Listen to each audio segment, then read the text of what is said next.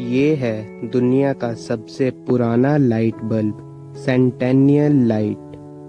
ये बल्ब 1901 से लगातार जल रहा है और अब तक 10 लाख घंटे तक जल चुका है। ये लाइट बल्ब फायर फाइटर्स के लिए बनाया गया था। ओरिजिनली ये लाइट बल्ब 60 वॉट का था, पर अब सिर्फ 4 वॉट का रह गया है।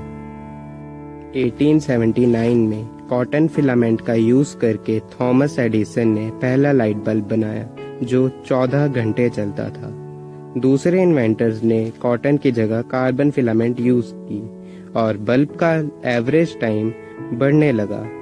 उसके बाद कार्बन की जगह टंगस्टन यूज किया जाने लगा और 1920s तक बल्ब का एवरेज लाइफ टाइम 1800 आवर्स पहुंच गया, जहां कुछ बल्ब 2500 आवर्स तक जलने लगे।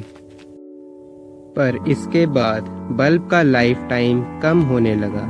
1924 में स्विट्जरलैंड में लीडिंग बल्ब कंपनीज के एग्जीक्यूटिव्स की सीक्रेट मीटिंग हुई। इनमें Philips, International General Electric, Tokyo Electric, Osram और एसोसिएटेड इलेक्ट्रिक जैसी कंपनीज शामिल थी, जिन्होंने मिलकर फीबस कार्टेल बनाया।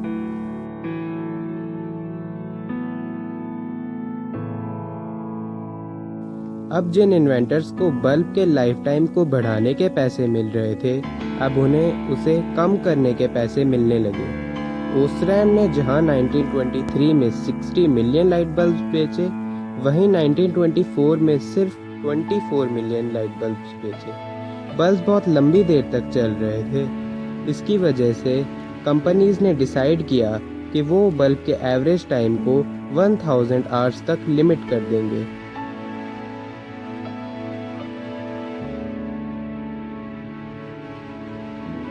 इस 1000 आवर लिमिट को इंश्योर करने के लिए कंपनीज ने रूल बनाया, जिसके तहत हर कंपनी को अपनी फैक्ट्री से एक लाइट बल्ब अपनी टेस्ट लैब में भेजना पड़ेगा और अगर बल्ब 1000 आवर से ज़्यादा जलता तो उन्हें फाइन लगता।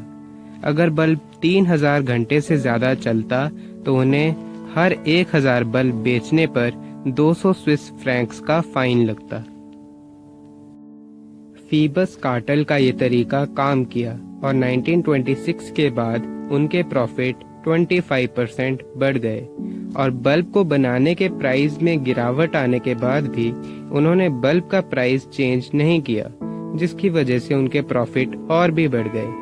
वर्ल्ड वॉर 2 के आ जाने की वजह से और आउटसाइड कंपटीशन की वजह से फीबस कार्टेल खत्म हो गया। अब हम बात करेंगे स्टैनली मेयर की, जिन्होंने सबसे पहली बार वाटर पावर्ड इंजन डिस्कवर किया था। उनका ये इंजन किसी भी प्रकार के पानी को ऑक्सीजन और हाइड्रोजाइड करके यूटिलाइज कर सकता था, जो कि किसी भी इलेक्ट्रोलिसिस के मेथड से ज़्यादा एफिशिएंट था। पर ऑयल कंपनीज को उनकी डिस्कवरी पसंद नहीं आई और मार्च 1998 को जब वो बेल्जियन इन्वेस्टर्स से बात कर रहे थे, उनका जहरीला खाना खाने की वजह से मौत हो गई। फीबस कार्टेल की टेक्निक एप्पल ने भी अपनाई।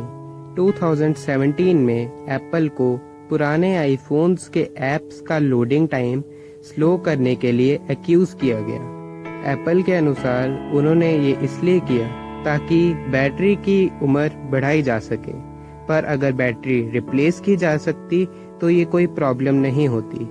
कई लॉसूट्स के बाद एप्पल को मिलियंस ऑफ डॉलर्स फाइन में देने पड़े, पर वो उनके बिलियन डॉलर प्रॉफिट के आगे कुछ नहीं।